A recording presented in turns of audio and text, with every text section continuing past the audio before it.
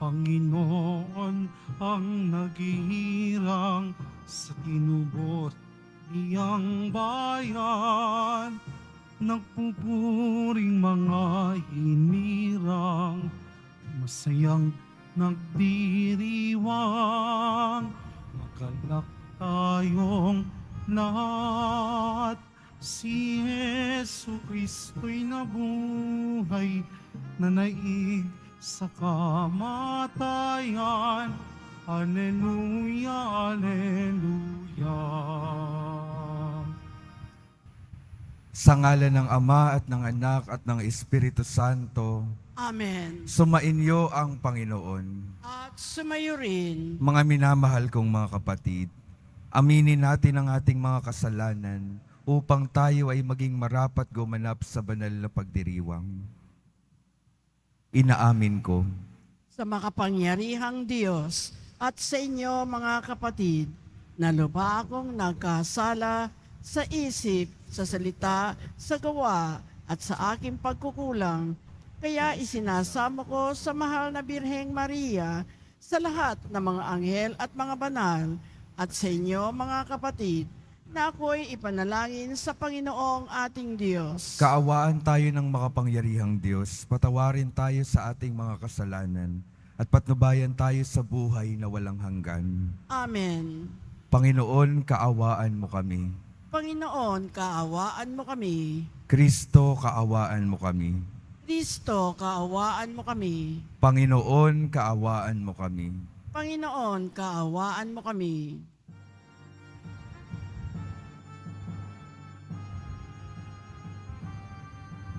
Papuri sa Diyos sa kaitaasan, at sa lupa'y kapayapaan sa mga taong kinalulugdan niya.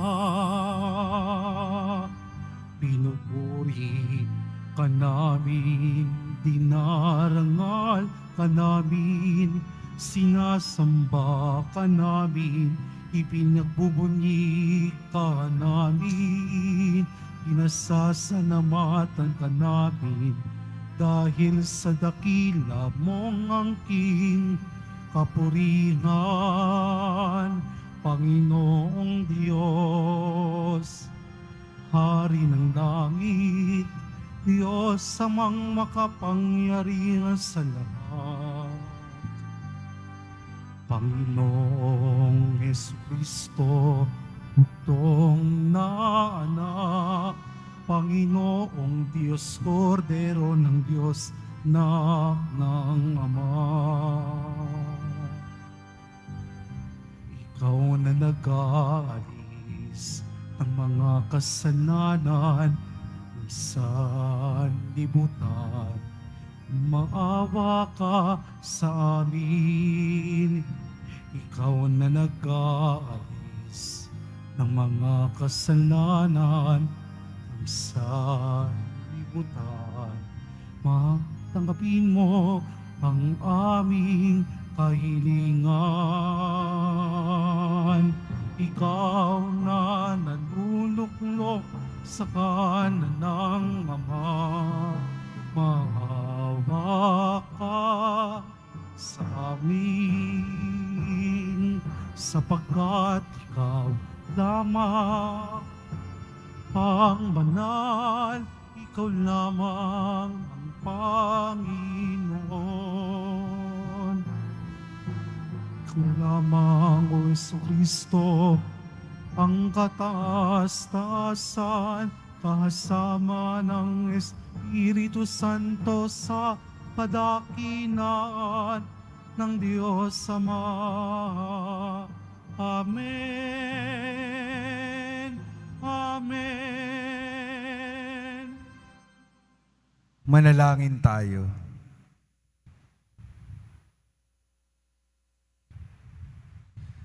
Ama naming makapangyarihan, sa laki ng kagandahang loob mo, pinararami mo ang mga nananalig sa iyo. Tunghayan ang iyong mga hinirang, na sa tubig ng binyag ay muli mong isinilang, upang bihisan mo ng ligaya ng kawalang kamatayan. Sa pamamagitan ni Jesucristo,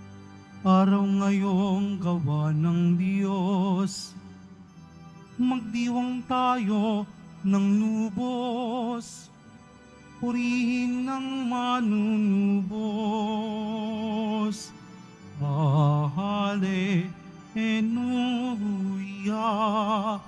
Hallelujah, Hallelujah, Hallelujah.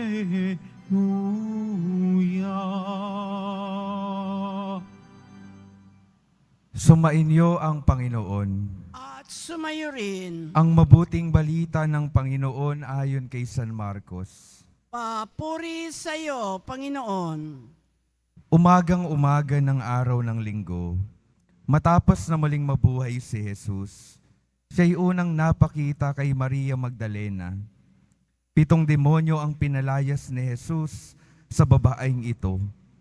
Pumunta siya sa mga alagad ni Jesus na nooy nahahapis at umiiyak, at ibinalita ang kanyang nakita. Ngunit hindi sila naniwala sa sinabi ni Maria. Nabuhay si Jesus at napakita sa kanya. Siya'y napakita rin sa 2 alagad na naglalakad patungo sa bukid. Ngunit iba ang kanyang kaanyuan. Bumalik sa Jerusalem ang 2 at ibinalita sa kanilang kasamahan ang nangyari. Ngunit sila may hindi pinaniwalaan. Pagkatapos, napakita siya sa 11, samantalang kumakain ang mga ito. Pinagwikaan niya sila dahil sa hindi nila pananalig sa kanya at sa katigasan ng ulo, sapagkat hindi sila naniwala sa mga nakakita sa kanya, pagkatapos na siya'y muling mabuhay. At sinabi ni Jesus sa kanila, "Humayo kayo sa buong sanlibutan at ipangaral ninyo sa lahat ang mabuting balita." Ang mabuting balita ng Panginoon. Pinupuri ka namin, Panginoong Heso Kristo.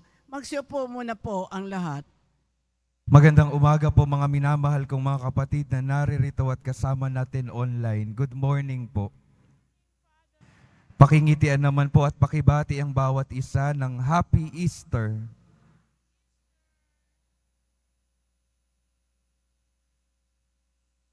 Ano po ba ang mabuting balita sa araw na ito? Yung mabuting balita po, kung titingnan po natin, isa sa mga unang pinagpakitaan ng Panginoon ay isang babaeng nagngangalang Maria Magdalena. At si Maria Magdalena, sabi sa Ebanghelyo, 7 demonyo ang pinalayas sa kanya ni Jesus. Kung titingnan natin, yung kanyang nakaraan ay masalimuot at pangit dahil siya ay pinaghaharian noon at hawak-hawak noon ng masamang espiritu ng demonyo. Ngunit nung dumating si Jesus sa kanyang buhay, naalis iyon. Hinayaan niyang mahawakan siya ng Diyos. At ngayon, siya pa ang unang pinagpakitaan ng ating Panginoon. Ano pong sinasabi sa atin noon? Sino po ba sa atin ang hindi nagkasala ni minsan sa ating mga buhay? Sino po ba sa atin na kung minsan ay hawak-hawak talaga ng masamang espiritu at nakakagawa ng kamalian? Sino ba sa atin ang hindi nagkakasala at nagkakamali? Sino sa atin ay ang walang masamang nakaraan? Marahil mayroon sa atin, marami sa atin, kung hindi man malalaking kasalanan, maliliit na mga kasalanan at pagkakamali. Lahat po tayo, kung babalikan natin at titingnan natin yung ating mga buhay, mayroon tayong mga pagkakasala at pagkakamali. Mayroon tayong mga nagagawang hindi tapat sa ating Panginoon. Pero sinasabi sa atin ng Ebanghelyo, maaring may ganoong kanakaraan, pero hindi nagtatapos doon iyon. Hayaan mong dumating si Jesus sa iyong mga buhay, sa inyong mga buhay, at hayaan nyo na yung buhay nyo ay mahawakan ng Diyos. At kapag nagsimula iyon, wag na nating balikan yung masalimuot at masamang nakaraan natin. tayo na ay patuloy na maglakad at sumama sa ating Panginoon. Dahil ang Panginoon po, ito po ang napakagandang balita ng Panginoon. Ano man yung ating nakaraan, tayo ay mahalaga at mahal pa rin niya. Hindi niya tayo susukuan at hindi tayo pababayaan kailanman. Patuloy siyang dadating sa atin hanggang sa tayo ay magbago na ng ating mga buhay. Kaya sa araw na ito, mga minamahal kong mga kapatid, ang una ko pong imbitasyon sa inyo, patuloy nating tingnan yung ating mga buhay. Ano pa bang mga parte ng aking buhay ang pinapahawakan ko sa demonyo? Nawa, pagkakita natin sa mga parte ng ating mga buhay na iyon, ialay na natin sa Diyos, ipahawak na natin sa Diyos yung mga bagay, yung mga pagkakamali na hirap-hirap tayong bitawan. At siya naman, kapag inalay natin sa Kanya, patuloy niya tayong bibigyan ng lakas para tayo ay maging malinis na at maging tapat sa Kanya. At matapos ng mga pangyayaring iyon, anong utos ng ating Panginoon kay Maria Magdalena, sa mga alagad na pinagpakitaan niya? Na kahit yung mga alagad, alam natin, nung panahon na siya'y nagpapakasakit, iniwan din yung Panginoon. Pero hindi naging dahilan iyon para sukuan sila ng Panginoon. Ngayon, pinapatunayan ng Panginoon yung kanyang pagkadiyos sa pamamagitan ng muling pagkabuhay. At ngayon, nagkakaroon ng lakas ng loob itong mga alagad dahil totoo nga yung kanilang pinaniniwalaang si Jesus. At anong utos ng ating Panginoon? Ipahayag ninyo ang mabuting balita sa buong sanlibutan. Hindi lamang po sa mga alagad ang utos na iyon, ang responsibilidad na iyon. Hindi lang sa aming mga pari ang responsibilidad na iyon. Lahat po tayong mga binyagan ay binibigyan ng tungkulin at responsibilidad na magpahayag ng mabuting balita na saan man tayo ipinapadala ng Panginoon. Tanong ko lang po, ano po bang mga balita ang hindi natin mapigilang hindi sabihin sa iba? Di ba ho, kapag may mga pinag-uusapan tayong mga ibang tao, mga issues, mga chismis, parang hindi tayo mapakali na hindi sabihin sa ating kaibigan, alam mo ba, si ano ay ganito. Sana bitawan na natin iyon. Bukod sa mga issue ng ibang mga tao, ang tunay nating hindi mapigilang maibalita sa iba ay yung mabuting balita na ating nararanasan sa ating Panginoon. At ito po yung pinakita nila Pedro ng mga alagad nung sila ay nagpapahayag na ng mabuting balita matapos ang muling pagkabuhay. Hindi na sila mapigilan kahit maraming umuusig sa kanila. Kahit yung mga pinuno ng bayan, tinutuligsa sila. Sabi nila, hindi namin pwedeng mapigilan na ibalita ang mabuting balita na galing sa aming Panginoon. Hindi na nila mapigilan yung kanilang sarili na magpahayag ng mabuting balita. Sana sa ating patuloy na pakikiharap sa Diyos, sa ating patuloy na pagdanas ng kabutihan at pagmamahal ng Diyos, hindi rin nawa natin mapigilan na ipahayag sa iba yung ating pananampalataya sa Diyos.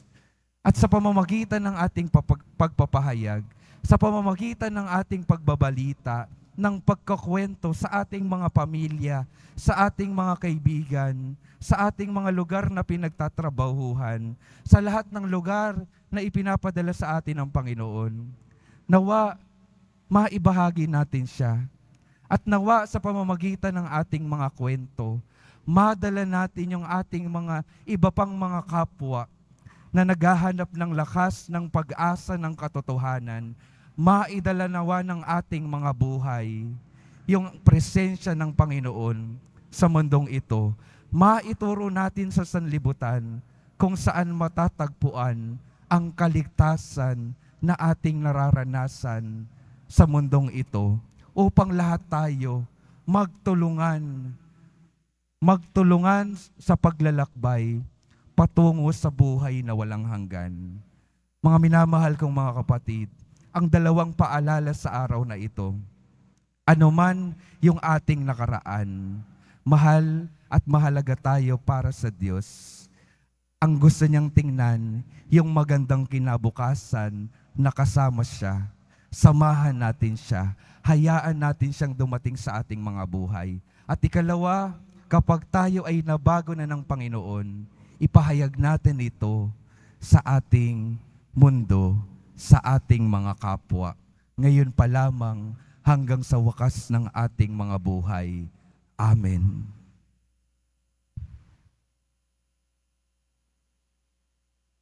Magsitayo na po ang lahat.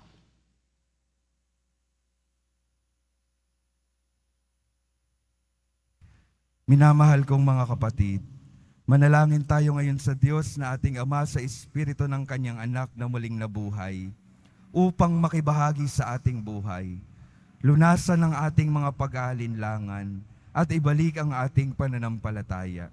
Sa bawat panalangin ng ating sasabihin, Ama, bigyan mo kami ng kapangyarihan sa pamamagitan ng Espiritu ni Jesus. Ama, bigyan mo kami ng kapangyarihan sa pamamagitan ng Espiritu ni Jesus. Ang simbahan, naway mapuspos ng Espiritu ng Panginoong muling nabuhay, habang ipinahayag niya ang Panginoon sa buong mundo. Manalangin tayo. Ama, bigyan mo kami ng kapangyarihan sa pamamagitan ng Espiritu ni Jesus. At tinawang italaga ang ating sarili kay Kristo bilang katunayan ng ating pag-ibig sa Kanya. Manalangin tayo. Ama, bigyan mo kami ng kapangyarihan sa pamamagitan ng Espiritu ni Jesus. Tayo, naway hindi maginanakit sa mga sumasalungat sa atin. Bagkus ay ipanalangin ang kanilang panibagong loob. Manalangin tayo. Ama, bigyan mo kami ng kapangyarihan sa pamamagitan ng Espiritu ni Jesus. Ang mga may sakit, naway paginhawahin sa kanilang pagdurusa, bunga ng kanilang pananampalataya sa Panginoong muling nabuhay. Manalangin tayo. Ama, bigyan mo kami ng kapangyarihan sa pamamagitan ng Espiritu ni Jesus. Ang mga yumao, naway maranasan ang mapanibagligtas na kapangyarihan ng Diyos. Manalangin tayo. Ama, bigyan mo kami ng kapangyarihan sa pamamagitan ng Espiritu ni Jesus. Ama, pagkalooban mo kami ng tapang na magpatotoo sa pagdating ng iyong kaharian. Marapatin mo na lagi naming matupad ang iyong kalooban, upang kami ay maging karapat-dapat sa iyong mga biyaya. Hinihiling namin ito sa pamamagitan ni Kristo na aming Panginoon. Amen. Magsipo muna po ang lahat.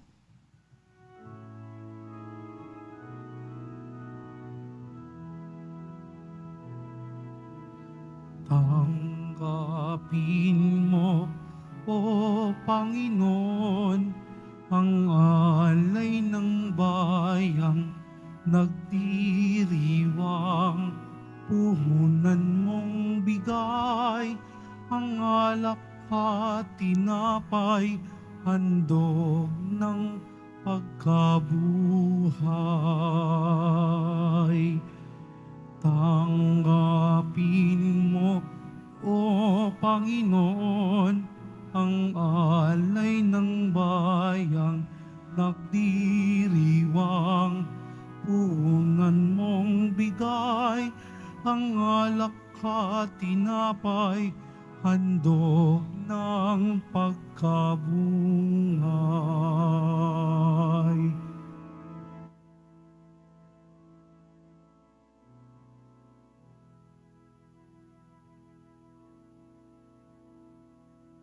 Magsitayo na po ang lahat. Manalangin kayo mga kapatid upang ang paghahain natin ay kalugdan ng Diyos Amang makapangyarihan. Tanggapin nawa ng Panginoon itong paghahain sa iyong mga kamay sa kapurihan niya at karangalan sa ating kapaginabangan at sa buong sambayanan niyang banal. Ama naming lumikha, ipagkaloob mong kami ay laging magalak sa pagdiriwang ng Pasko ng pagkabuhay ng iyong anak, upang ang ginagawang patuloy na pagsagip sa amin ay maging sanhi ng aming ligaya sa iyong piling, sa pamamagitan ni Jesucristo, kasama ng Espiritu Santo, magpasawalang hanggan. Amen. Sumainyo ang Panginoon. At sumayo rin, Itaas sa Diyos ang inyong puso at diwa. itinaas na namin sa Panginoon. Pasalamatan natin ang Panginoong ating Diyos. Marapat na siya ay pasalamatan. Ama naming makapangyarihan, tunay ngang marapat ay ikaw ay aming pasalamatan, lalo ngayong ipinagdiriwang ang paghahain ng Mesiyas, ang maamong tupa na tumubos sa aming lahat. Ang iyong anak na minamahal ay naghain ng sarili niyang buhay.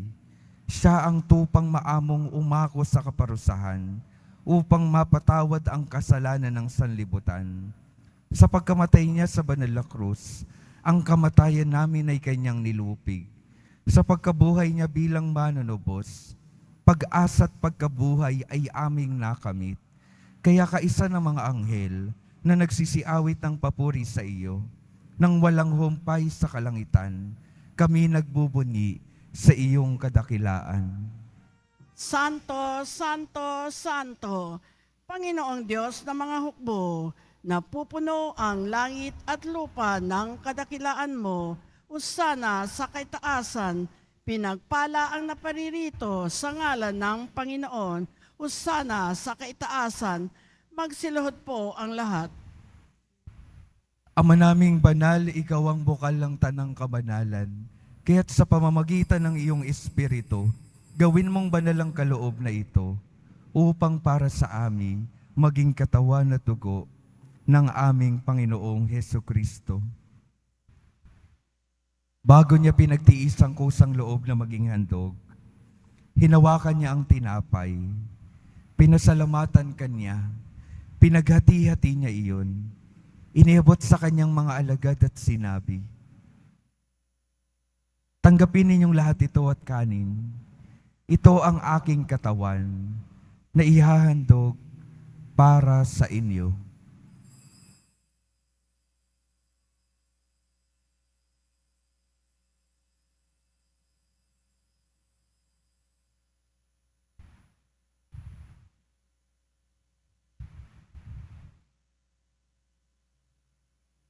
Gayon din naman nung matapos ang hapunan, hinawakan niya ang kalis, muli kanyang pinasalamatan, inebot niya ang kalis sa kanyang mga alagad at sinabi, "Tanggapin ninyong lahat ito at inumin. Ito ang kalis ng aking dugo, ng bago at walang hanggang tipan. Ang aking dugo na ibubuhos para sa inyo at para sa lahat, sa ikapagpapatawad ng mga kasalanan. Gawin ninyo ito sa pag-alala sa akin."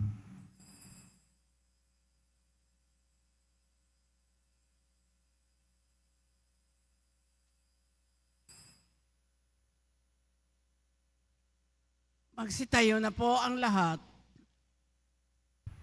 Ipagbunyi natin ang misteryo ng pananampalataya. Si Kristo'y namatay, si Kristo'y nabuhay, si Kristo'y babalik sa wakas ng panahon. Ama, ginagawa namin ngayon ang pag-alala sa pagkamatay at muling pagkabuhay ng iyong anak. Kaya't iniaalay namin sa iyo ang tinapay na nagbibigay buhay at ang kalis na nagkakaloob ng kaligtasan. Kami nagpapasalamat dahil kami iyong minarapat na tumayo sa harap mo para maglingkod sa iyo. Isinasama namin kaming magsasalo-salo sa katawan at dugo ni Kristo ay mabuklod sa pagkakaisa sa pamamagitan ng Espiritu Santo. Ama, lingapin mo ang iyong simbahang laganap sa buong daigdig. Puspusin mo kami sa pag-ibig, kaisa ni Francisco na aming Papa, at ni Jose na aming Obispo, at ng Tanang Kaparian, Alalahanin mo rin ang mga kapatid naming nahimlay nang may pag-asang sila'y muling mabubuhay. Gayon din ang lahat ng mga pumanaw. Kaawaan mo sila at patuloyin sa iyong kaliwanagan. Kaawaan mo at pagindapatin kaming lahat na makasalo sa iyong buhay na walang wakas. Kaisa ng mahal na Birheng Maria na Ina ng Diyos, ng kabiyak ng puso niyang si San Jose, kaisa ng mga apostol, ni San Juan Bautista at ng lahat ng mga banal, na namuhay dito sa daigdig ng kalugod-lugod sa iyo. Maipagdiwang nawa namin ang pagpupuri sa ikararangal mo sa pamamagitan ng iyong anak na aming Panginoong Hesukristo. Sa pamamagitan ni Kristo, kasama niya at sa Kanya, ang lahat ng parangal at papuri ay sa iyo, Diyos Amang makapangyarihan, kasama ng Espiritu Santo, magpasawalang hanggan. Amen, amen, amen. Amen, amen. Amen, amen. Sa tagubilin ng mga nakagagaling na utos at sa turo ni Jesus, na Panginoon natin at Diyos, ipahayag natin ang lakas loob. Ama namin, sumasalangit ka, sambahin ang ngalan mo, mapasa amin ang kaharian mo, sundin ang loob mo dito sa lupa para ng sa langit. Bigyan mo kami ngayon ng aming kakanin sa araw-araw at patawarin mo kami sa aming mga sala para ng pagpapatawad namin sa nagkakasala sa amin. At huwag mo kaming ipahintulot sa tukso at iadya mo kami sa lahat ng masama. Hinihiling namin kami yadya sa lahat ng masama, pagkalooban ng kapayapaan araw-araw, iligtas sa kasalanan, at ilayo sa lahat ng kapahamakan, samantalang aming pinananabikan ang dakilang araw ng pagpapahayag ng tagapagligtas naming si Hesukristo. Sapagkat iyo ang kaharian at ang kapangyarihan at ang kapurihan magpakailanman. Amen. Panginoong Hesukristo, sinabi mo sa iyong mga apostol, kapayapaan ang iniiwan ko sa inyo. Ang aking kapayapaan ang ibinibigay ko sa inyo. Tunghayan mo ang aming pananampalataya at huwag ang aming pagkakasala. Pagkalooban mo kami ng kapayapaan at pagkakaisa ayon sa iyong kalooban, kasama ng Espiritu Santo, magpasawalang hanggan. Amen. Ang kapayapaan ng Panginoon ay laging sumainyo. At sumayo rin. Magbigayan kayo ng kapayapaan sa isa't isa.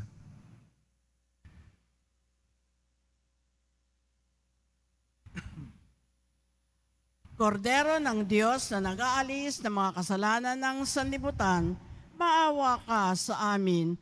Kordero ng Diyos na nag-aalis ng mga kasalanan ng sanlibutan, maawa ka sa amin. Kordero ng Diyos na nag-aalis ng mga kasalanan ng sanlibutan, ipagkaloob mo sa amin ang kapayapaan. Magsiluhod po ang lahat.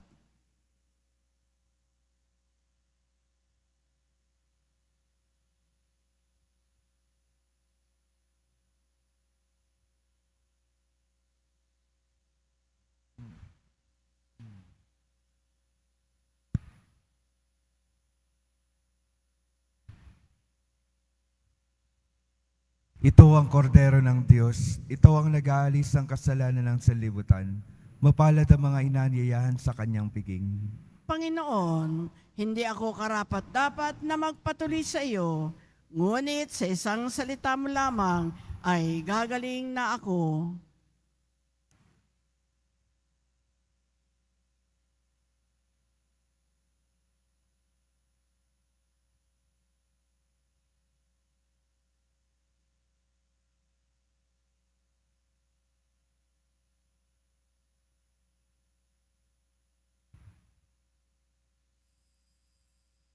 Para sa lahat ng tatanggap ng banal na komunyon, sasagot po tayo ng amen pagkasabi ng pari o ng lay minister na katawan ni Kristo at isubo agad sa bibig bago malis sa harapan ng pari o lay minister. Sumunod po tayo.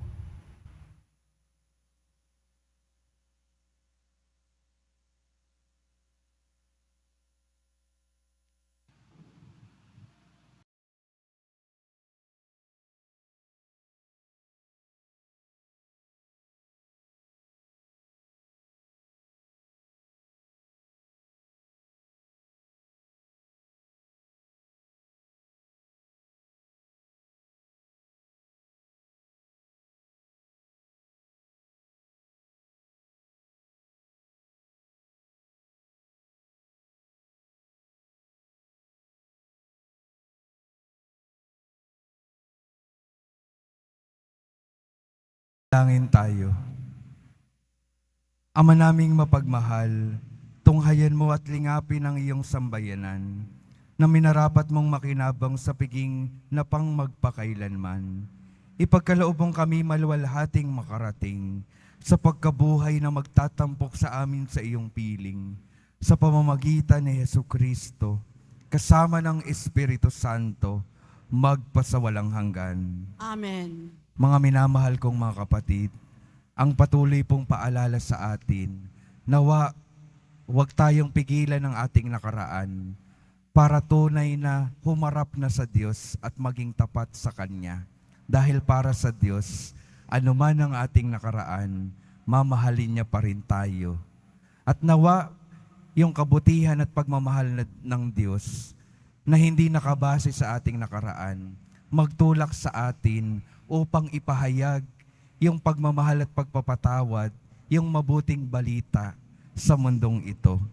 Sumainyo ang Panginoon. At sumayo rin. Mahal na poong Jesus Nazareno, inihayag mo sa pamamagitan ng krus ang walang maliw na pag-ibig ng Diyos sa sangkatauhan. Pakinggan mo ang kahilingan ng iyong angkan na nagsusumamo sa iyo. Makamtanawa nila ang iyong katugunan at tanggapin ang kasagutan na may utang na loob na tinatanaw. Basbasan din po ninyo ang mga daladala nilang mga imahen at dasalan. Sa pamamagitan ng bendisyon na ito, naway maaalala nila ang mga pangako nila noon sa binyag, na ikaw ay kanilang iibigin at paglilingkuran bilang Panginoon, magpasawalang hanggan. Amen. At pagpalain kayo ng makapangyarihang Diyos, Ama, Anak, at Espiritu Santo. Amen. Humayo kayong mapayapa, taglay ang pag-ibig ng poong Jesus Nazareno. Alleluia, Alleluia. Salamat sa Diyos. Aleluya, aleluya.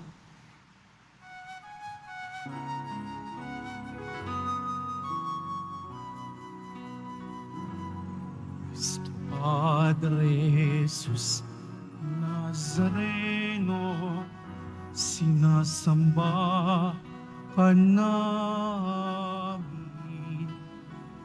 pinipinto ka namin, aral mo aming buhay at kaligtasan. Padre Jesus Nazareno, iligtas mo kami sa kasalanan. Ang krus mo pinamatayan ay sagisag ng aming kaligtasan. Nuestro Padre Jesus Nazareno, dinarangal ka na amin. Nuestro Padre Jesus Nazareno, walhati ka namin. Nuestro Padre Jesus Nazareno, dinarangal ka na amin. Nuestro Padre Jesus Nazareno,